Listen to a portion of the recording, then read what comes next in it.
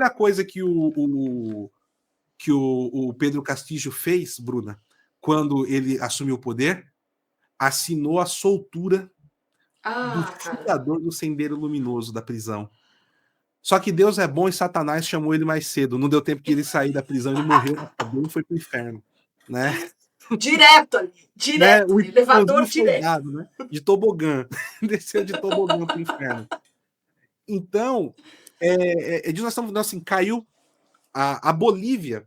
A Bolívia conseguiu se livrar por um ano do Foro de São Paulo. Depois voltaram. E, assim, Bruna, eu vou falar uma coisa para ti. Nossa, eu conversei, sabia, com o pessoal da Bolívia na época, que eles estavam tentando... Olha, eu vou te falar uma coisa. Aqui, já chegando no final do livro, porque eu vou falando país a país como foi o processo de retomada do foro. O que aconteceu no Chile, o que aconteceu no Peru, o que aconteceu na Bolívia, o que aconteceu na Venezuela, assim, eu vou na Argentina, eu vou falando país por país o que aconteceu, né, quais foram os fatos. E quando eu estou escrevendo sobre a Bolívia, eu não vou falar os detalhes porque eu não quero tirar o contexto de quem está lendo, porque isso é muito importante. Mas quando eu estava escrevendo o caso da Jeanine Áñez, que é a ex-presidente que fez tudo que a Constituição mandou, jogou dentro das 4 linhas, fez tudo. Ela está apodrecendo na prisão por prisão política, para servir de exemplo para ninguém se levantar contra o regime. E tem uma parte que eu escrevo, Bruna, isso nunca aconteceu comigo. E eu estava escrevendo sobre os filhos dela, mais especificamente a filha, que é a figura pública na luta para defender a mãe, para tentar tirar a mãe da cadeia, com organismos internacionais. Existe um emaranhado nessa parte. Só de lembrar eu fico emocionado, porque assim, eu escrevi, eu nunca aconteceu isso comigo, eu chorei com o que eu estava escrevendo, Bruna. Porque o que o pessoal tem que entender é que a política, sobretudo não, a política de moldura revolucionária, ela é demoníaca no sentido que ela nos conduz à morte. Ela produz destruição de vidas. Tem um livro que não está aqui, que eu recebi essa semana, e sexta-feira eu vou soltar uma resenha desse livro, que eu fico enjoada de ler. Sabe aquela... É sobre aquela experiência naquela prisão da Romênia, que acabou de sair pela vídeo. Já estou com esse livro também. Ele é não fininho, saiu ainda, né, Bruna? Eu já estou com ele. Então, mas eu recebi antes para divulgar no dia do lançamento e eu não aguentei. Eu comecei a ler ontem. Chegou ontem, eu comecei a ler ontem. Eu estou na metade.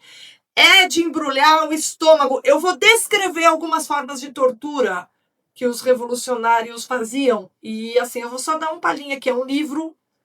Foi a experiência mais cruel do comunismo, que é, psicologicamente, Foro de São Paulo, segue a mesma linha, tá? Mais cruel. A história do próprio Alan dos Santos, sabe? Nosso colega, me choca porque, embora mal comparando, assim, resolveram destruir a vida dele. Foi isso que aconteceu. Resolveram destruir a vida dele porque era alguém visto como um agitador que podia falar coisas que não eram... Eu tenho falado isso sempre. Resolveram destruir a vida dele. Agora, nesse livro que eu vou divulgar aqui, que é para o pessoal entender comunismo na prática, só vou dar um detalhe. Era um tipo de tortura cuja etapa final era você se tornar o carrasco do seu melhor amigo. Quando a gente está falando de desumanização, a gente está falando de aniquilamento da personalidade, da memória, do que a pessoa entende por valores. A gente está falando da destruição do ser humano enquanto ele está vivo. A gente está falando da produção do inferno em vida da pessoa. E é isso que esses movimentos representam, é isso que essa maneira de fazer política representa. Então, o que aconteceu com essa liderança política na Bolívia foi vamos destruir a vida dela. Bruna, a técnica do bode expiatório comunista. A parte mais triste, eu tô me segurando para não contar, porque se eu contar, mas assim, o emaranhado leva a um ponto no final que você fala, você fala, não é possível isso. Não tem, assim, eu tenho certeza que muitas pessoas vão se emocionar quando ler essa parte do livro. Eu chorei, eu não tenho vergonha de falar, eu sou meio chorão, mas não, é que é muito nunca pesado, aconteceu de eu estar escrevendo algo e eu me emocionar porque você está escrevendo, E eu fui me emocionando, foi praticamente o último ponto, porque eu concluí o livro e depois eu voltei para fazer essa parte da Bolívia com mais carinho. E aí foi a parte que falei, eu desaguei, eu desabei. Como o pessoal fala hoje em dia, perdi tudo, né? Eu perdi tudo, Bruno, porque é muito triste. E você vê assim, relatos sobre falas da Janine, da filha e tudo, você fala, não é possível que isso é só política. Não, A gente não tá mais claro. falando de política. Não. Não é mais falar de política. E aí é a hora que, assim, eu sei, Bruno, que a gente tá com 1 hora já, né? Não, Mas, assim, imagina, mas esse assunto aqui, Paulo, a gente tem que deixar claro para as pessoas que isso aqui não é abstração, isso aqui não é suposição, isso aqui não é hipótese, isso aqui diz respeito à vida e à morte de pessoas, de seres humanos. E o que diz respeito à vida e à morte de seres humanos é o seguinte: a que ponto, olha esse aspecto da condição humana, que tipo de política simplesmente nos obriga a transformar a nossa vida no inferno. Né?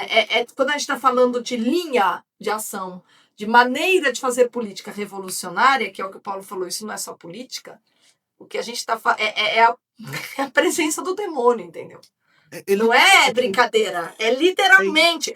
Se você lê o que eu vou falar quando eu for apresentar a história daquela prisão, Paulo, quando eu estou lendo, eu falo, cara, não é possível. Quando o Olavo falava que o comunista era psicopata, o pessoal acha que é força de expressão, mas não é.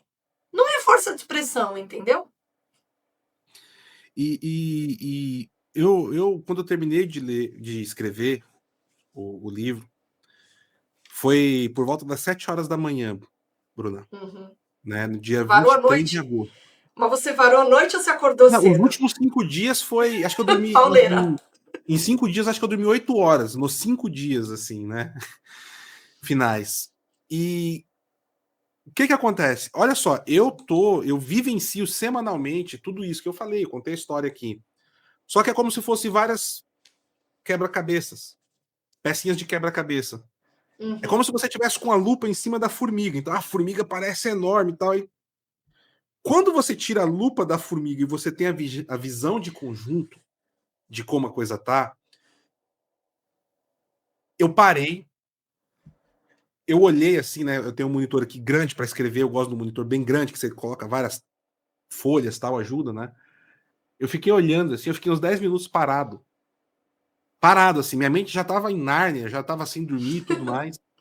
Aí eu peguei e falei, cara, a gente tá numa situação assim que. E Trágica. eu olhei para tudo aquilo e tava tudo tão fresco na minha cabeça, o cenário, o quadro montado. Eu falei, as pessoas não têm noção do que tá em jogo na eleição desse ano.